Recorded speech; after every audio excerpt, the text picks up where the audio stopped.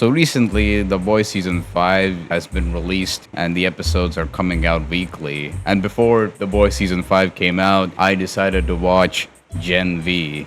That I'm sure that most of you forgot, including me, because I saw the first season and just like everybody else, I thought it was fine. It was like 7.5 out of 10, like a 7 out of 10. I thought it was a solid show. It had some interesting ideas.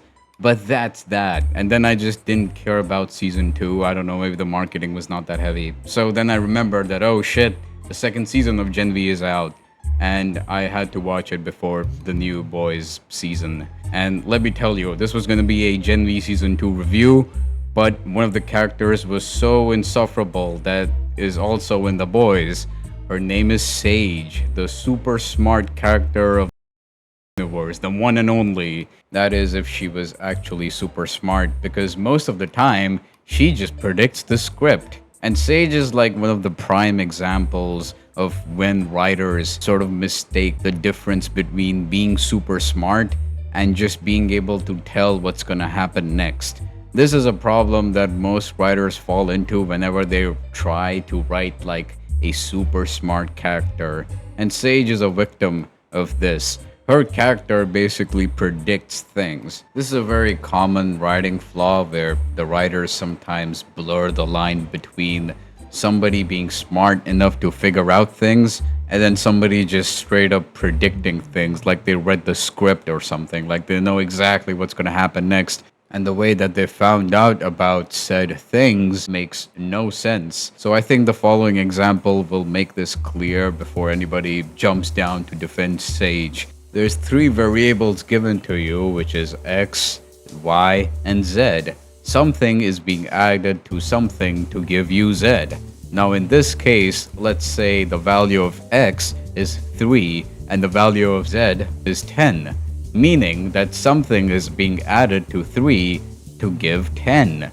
Oh, what could possibly be Y? Oh yes, you guessed it right, it's 7. Or it's something that adds up to 7. So it could be like 4 plus 3 in brackets. Or it could be like 4 plus 2 plus 1 in brackets. So when you eventually solve this equation, you will get 10. But the point is, my dear viewer, not that I'm trying to check your second grade mathematics solving ability, but I am trying to tell you that you picked up pieces of information that's given to you and you were able to piece them together to get an answer. You were able to solve a problem. That's what being intelligent is. That's what intelligence is. Solving problems, picking up the information you have so that you can get an answer. You know, kind of like a detective of sorts. But what Sage does in the show is that she has no values of X, Y, and Z, but she's just able to predict that, yeah, the right answer is 3 plus 7 equals 10. Sage throughout Gen V and The Boys never really figures out anything. All the answers are just given to her. She just predicts things. It's like she saw the script and she knows what's going to happen next. Let's take a live example from the show itself. Gen V Season 2. Now, fair warning, I will be discussing Gen V spoilers, so if you really want to see that show, you can. Otherwise, I will be providing necessary context. I'm not going to be recapping the entire show. You know, I hate whenever channels do that. Like, they'll talk about a critique of a film or something, and then they'll just start recapping the entire movie. Like, yeah, bro, I saw the fucking movie. You don't need to recap the movie for me. You know, I came to this video because I saw the fucking movie or show. But anyways, I'm not going to be recapping the entire thing. I'll just be providing the necessary context in case there's like a few people watching this who haven't seen the show but still are watching for some reason. But anyways, so in Gen V Season 2, there's our main character, Marie Moreau, who is escaping from Godolphin University with a bunch of her friends after their failed attempt at rescuing Katie, on which they end up getting captured, but end up escaping from the facility and hence them being on the run. During this time in the facility, Marie also meets her long-lost sister, who can see the future, by the way. So, yeah, future seeing is canon in the Boys universe. If only the one other character had this ability instead of being super smart. But anyways, Well, Marie's sister can't exactly see the future. It is sort of random and comes in flashes. So all we know is that she can't control these powers properly.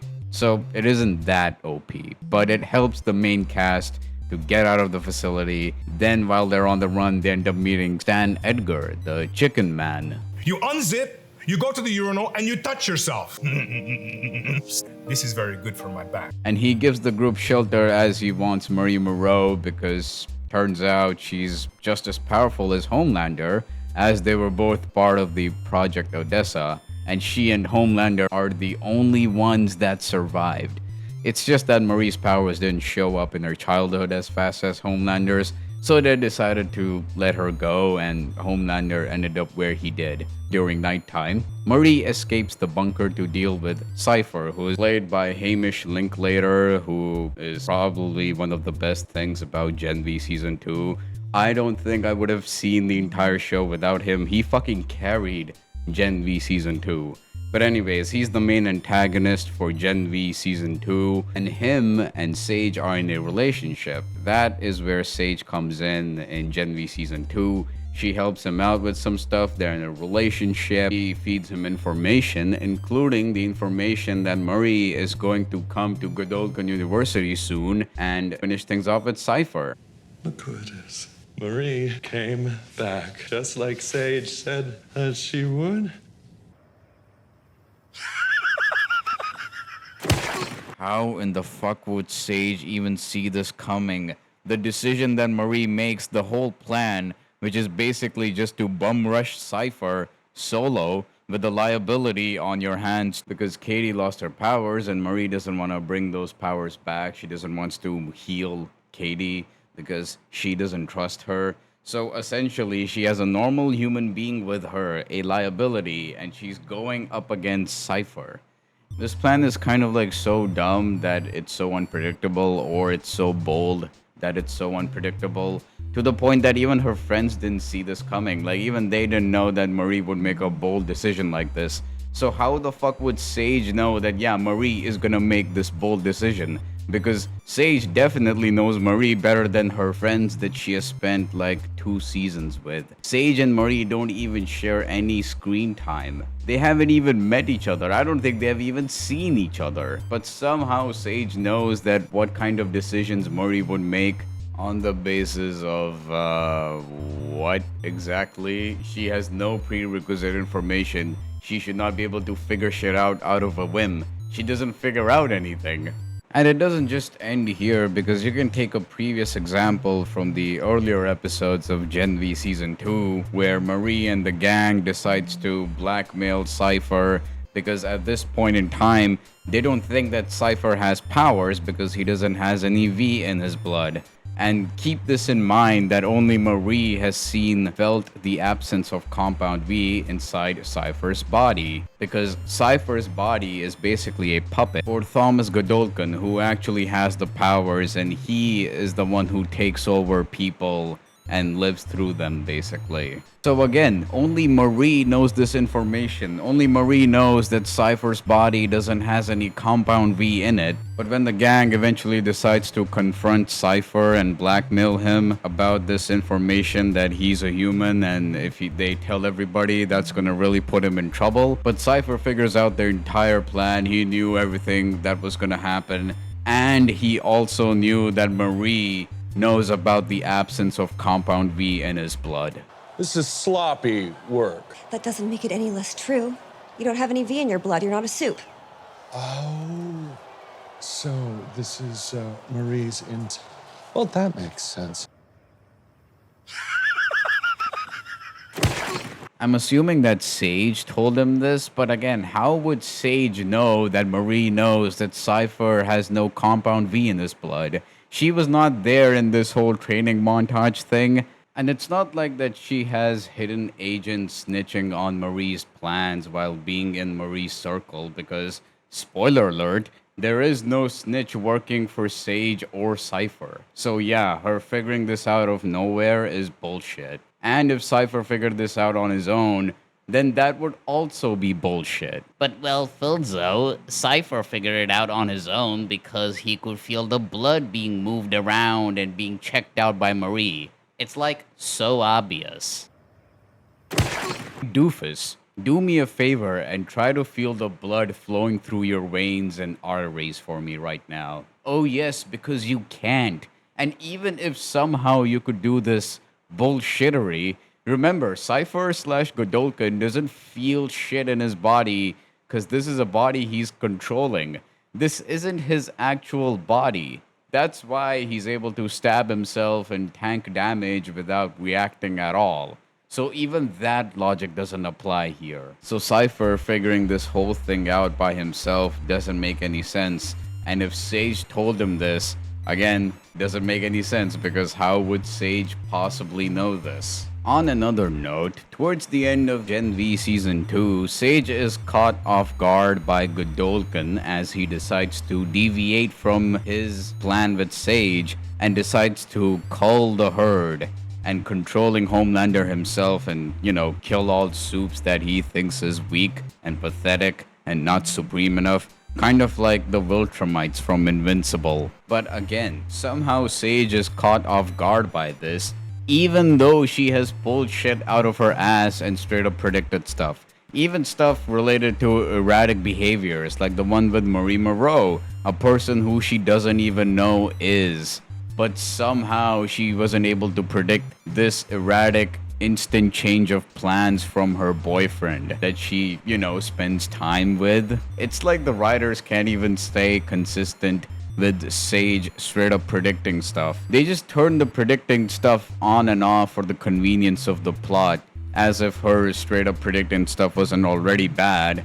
Now it's not even consistent. And there's plenty examples that I can use, but I'll just mention this final one from the latest season of The Boys. So spoiler alert for season 5 of The Boys. But in season 5 of The Boys, Billy and the boys have a soup-killing virus, which is very effective and lethal. Except it's not against people like Soldier Boy, because they have V1 in their blood, aka the very first version of Compound B. It's so potent that it can effectively make you immortal and slow your aging by a lot, as observed with Soldier Boy. Now, Sage knows that there is a soup-killing virus out there, and if Billy and the boys decide to release it, she will die. She also knows about the V1, so you would think that maybe she would try making the V1 by herself, since she's the smartest person on Earth and literally cured leukemia at the age of 12, while Homelander tries to find any leftover V1. Right?